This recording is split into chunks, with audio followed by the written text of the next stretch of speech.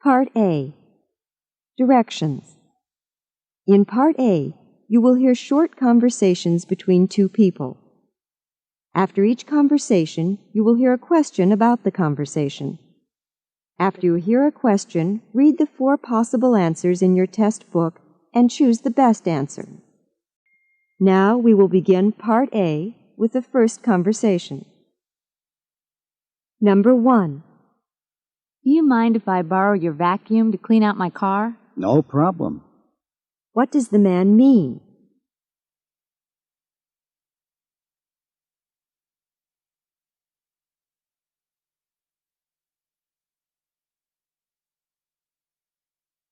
Number 2. Shall we set the tent up? Yes, right away. Then we better start a fire. It's cold out here. Where does this conversation most probably take place?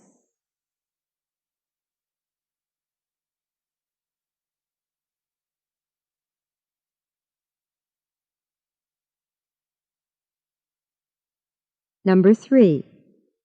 This apartment isn't in very good shape. It's the worst one I've seen. What does the woman mean?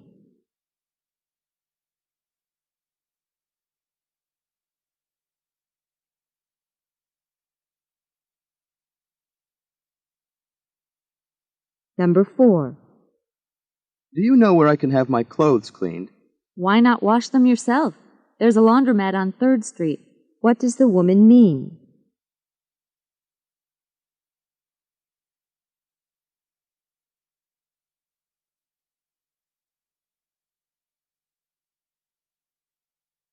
Number 5. Are you going to take 6 classes again this fall? Not on your life. What does the man mean?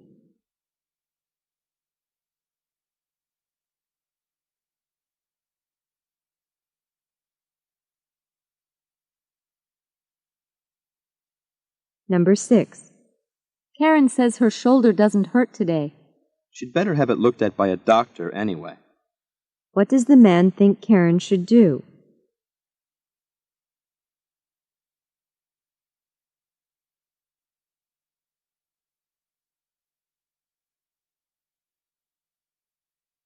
Number 7. Both of our rear tires have gone flat. What? What does the woman mean?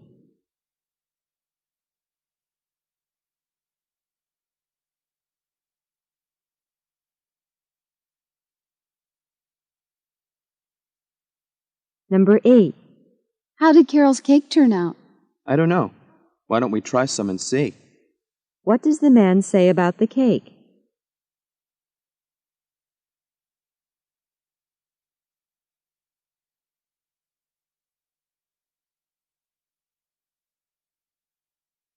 Number 9. How about some ice cream? No, thanks. I'm watching my weight. What does the man mean?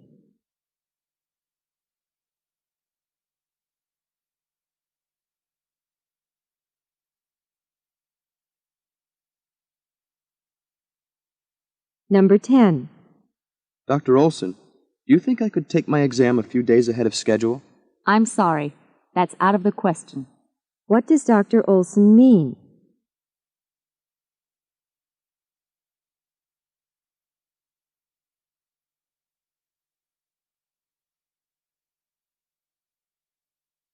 Number 11.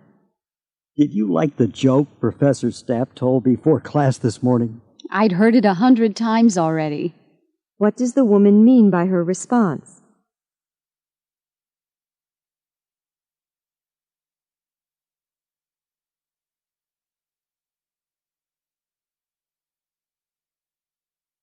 Number 12. You sing beautifully. Well, I guess I can carry a tune all right, but I could certainly never be an opera star. What does the man say about his musical talent?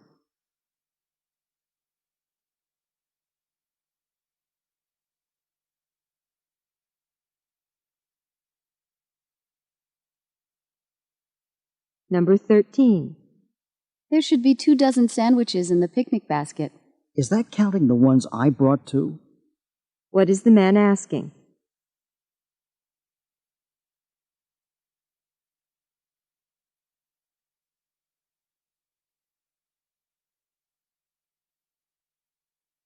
Number 14. This heat is really getting to me. Me too. What would you say to a swim? What does the woman mean?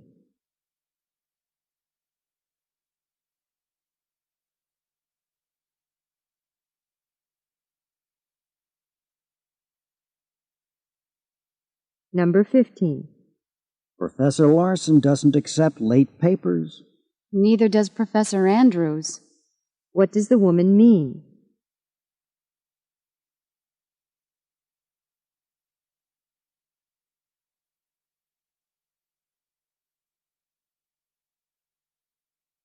Number 16. I can't figure out how to organize my history term paper. Can you help me? Me? I've never written a term paper before. What does the woman imply?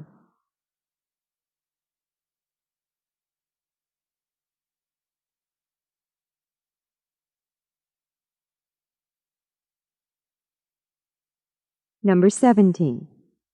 Can you tell me where the library is? It's marked on the map in the back of your school catalog. What does the woman imply the man should do?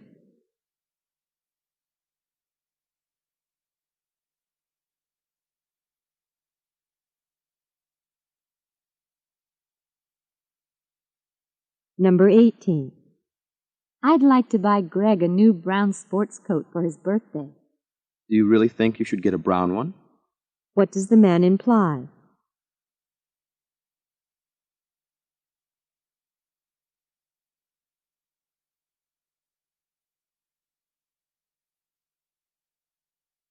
Number 19. I can't believe how nice your report looks. How did you finish it so fast? I had my secretary type it for me. What does the woman mean?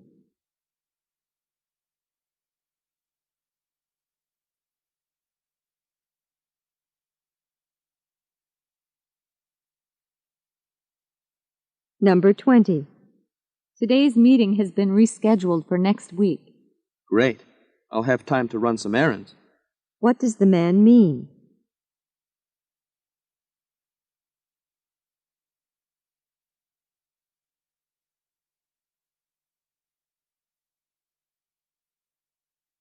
Number 21. Weren't you supposed to go swimming yesterday? Even if I'd have had time, I would have preferred to do something else. What does the man imply about himself?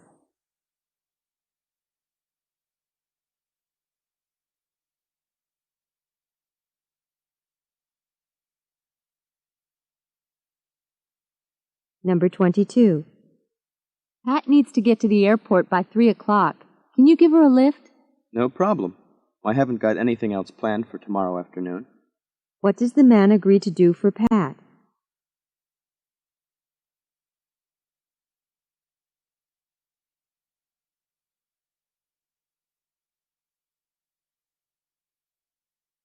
Number 23. Congratulations. You got the highest score in the class on the calculus exam. What a relief! I spent most of last week cramming for it. What did the man do last week?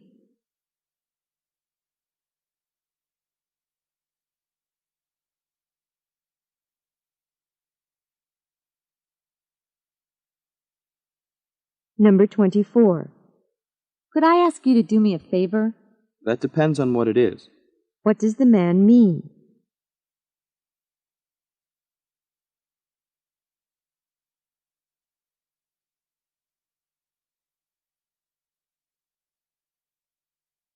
Number 25. Were you able to get a refund for that book? I didn't have my receipt with me. What does the woman imply?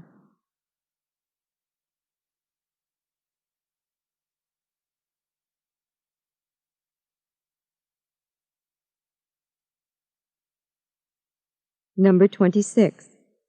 You must have watched half a dozen videos already this weekend, and it's only Saturday afternoon. Well, actually, I only rented 3, but that's probably plenty for this weekend. What does the man imply?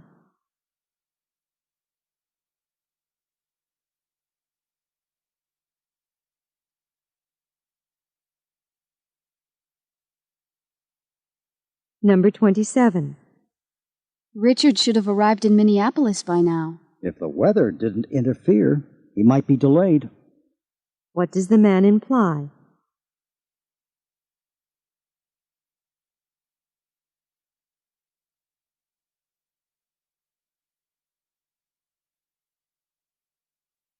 Number 28.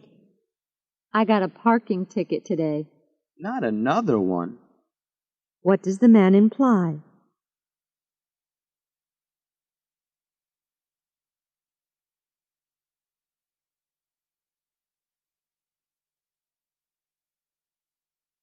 Number 29. Have you called the landscaping service yet about mowing our lawn? I got Sam to take care of it. He likes working in the yard. What does the woman mean?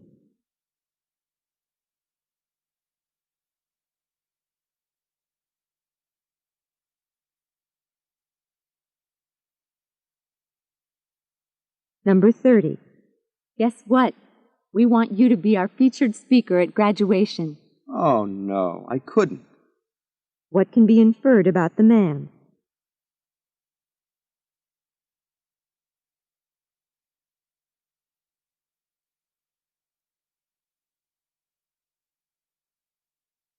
This is the end of Part A. Go on to Part B. Part B. Directions. In this part, you will hear longer conversations. After each conversation, you will hear several questions. The conversations and questions will not be repeated. After you hear a question, read the 4 possible answers in your test book and choose the best answer. Questions 31 through 34.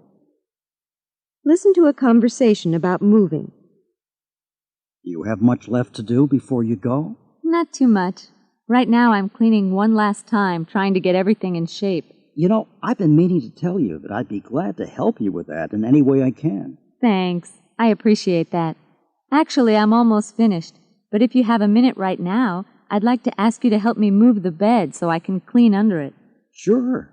You certainly are doing a thorough job. I don't think anyone should have to move into someone else's mess. I agree. Do you need a hand with anything else? Well, not for now, I don't think. But would you mind giving me a ride to the airport tomorrow morning? No problem. Number 31. Where does this conversation take place?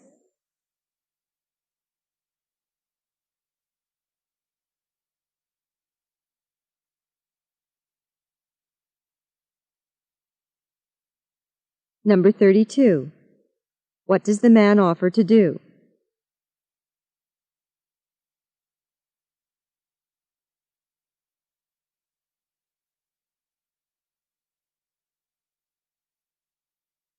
Number 33. From the conversation, what can be inferred about the woman?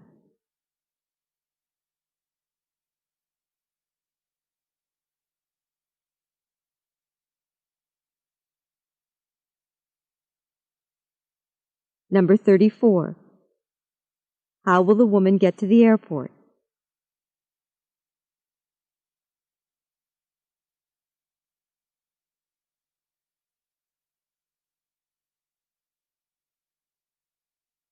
Questions 35 through 38. Listen to a conversation between 2 friends. I thought you were going to start recycling, but I see you've put all your bottles and cans in the trash again. Did you change your mind? Well, I started saving all the cans and bottles I use, but I found it so time-consuming. I mean, clear glass and brown glass and green glass all have to be separated for recycling. Then, as if that's not bad enough, some kinds of plastic containers can be recycled while others can't. So they have to be very carefully sorted too, and, well, it just didn't seem worth it. But it really is worth it. Using the same materials over and over again can help save the environment.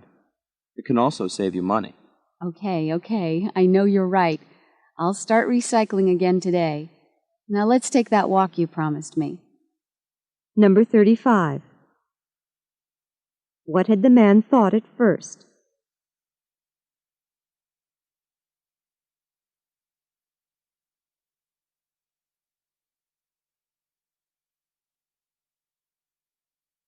Number 36. From the conversation, What can we assume that recycling means?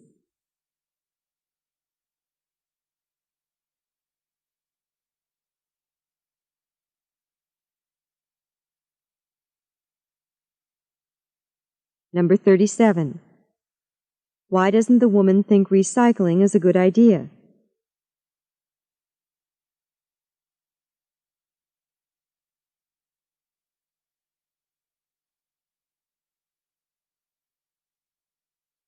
Number 38. What does the woman promise to do?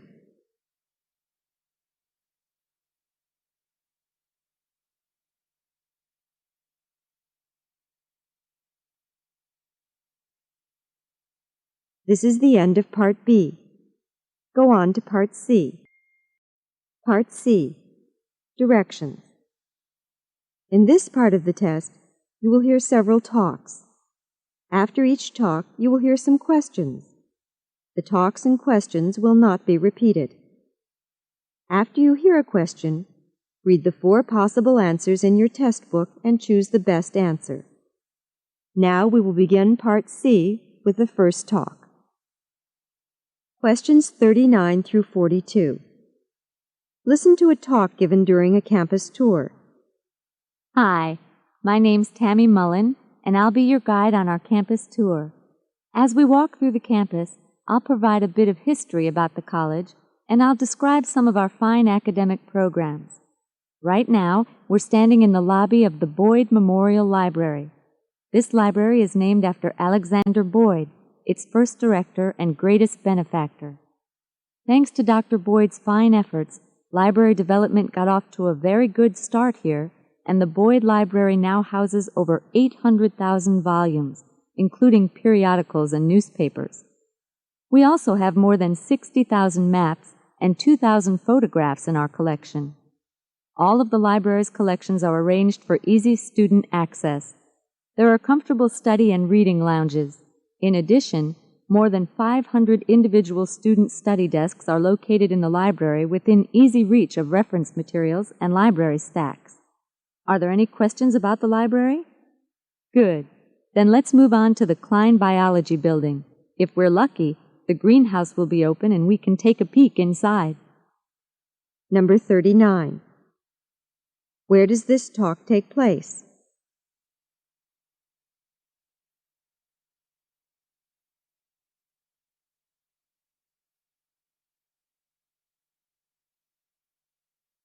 Number 40.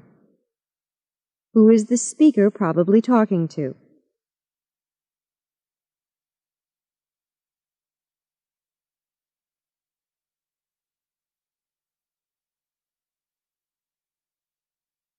Number 41. Who was Alexander Boyd?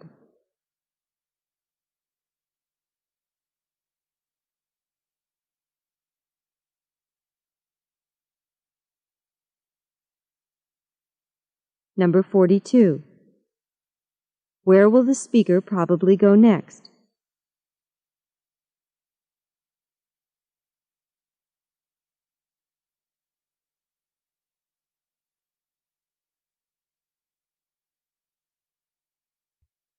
Questions 43 through 46.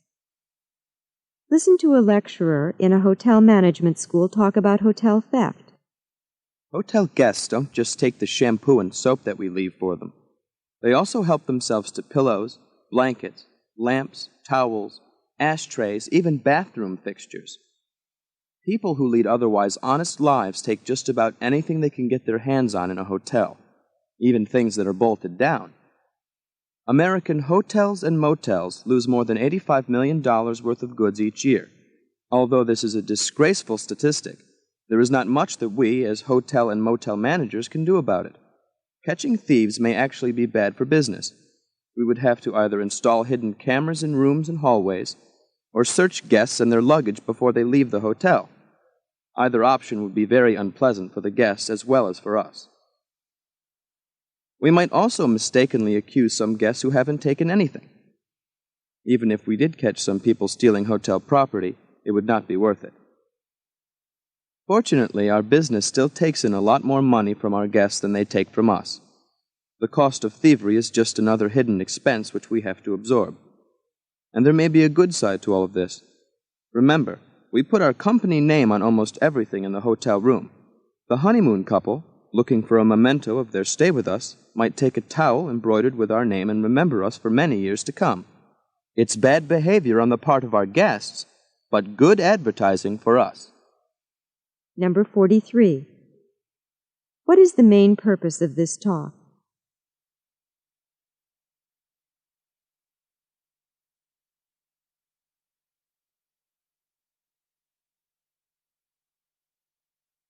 Number 44. Why is catching hotel thieves, according to this speaker, potentially bad for business?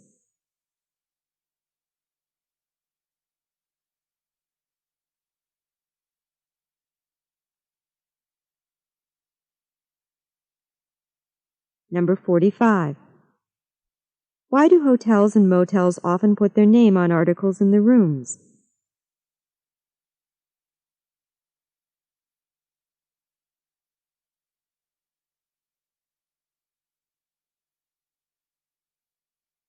Number 46. According to the speaker, why are honeymoon couples often hotel thieves?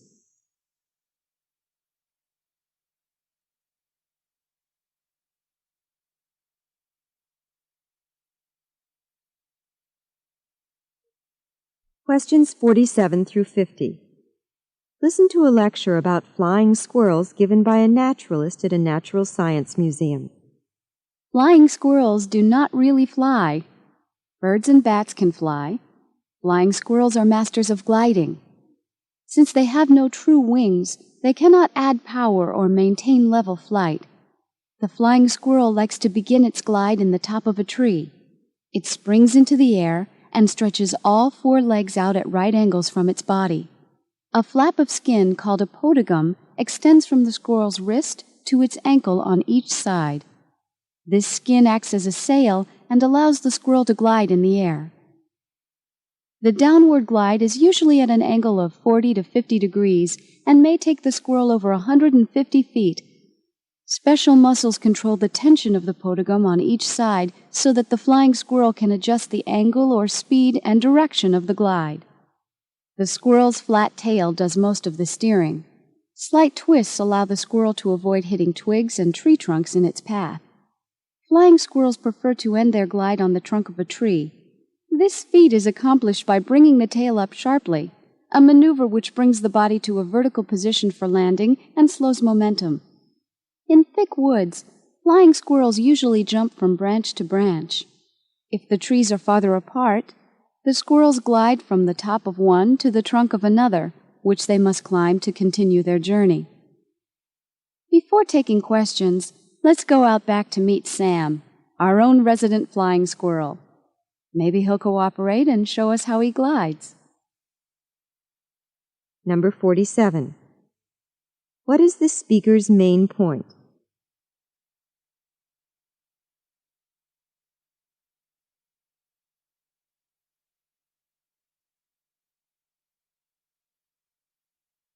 Number 48. According to the speaker, what is a function of the flying squirrel's tail?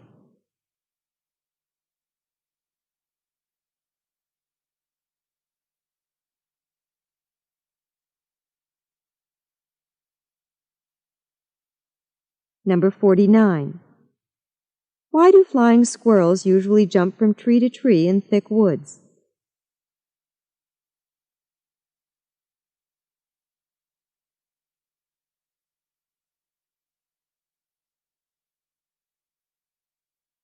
Number 50. Who is Sam?